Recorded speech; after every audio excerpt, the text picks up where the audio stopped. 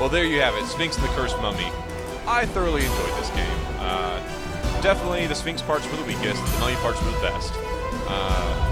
But it's certainly worth the play. I would have preferred a little bit tighter combat, I guess. But the story world made up for it, the level design made up for it, the awesome levels with the Mummy made up for it. It's just a shame that this series was cut down in its prime. Because usually, in my opinion, at least for video games, the second title in a series tends to be one of the strongest. Because the first title is always like this kind of testing, it's a test lab. They can see what works, what doesn't work, and respond to players' feedback based on that. I think the Ratchet & Clank games are definitely a good example of that.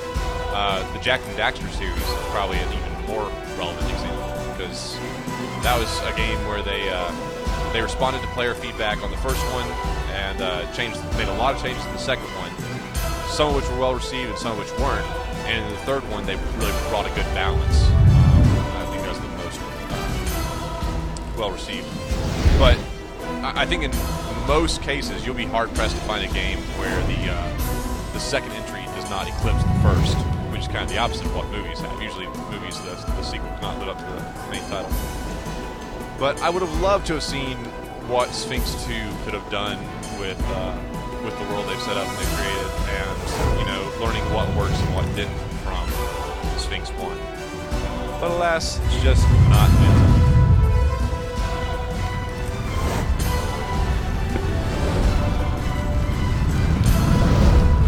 Thank you for watching Underplay.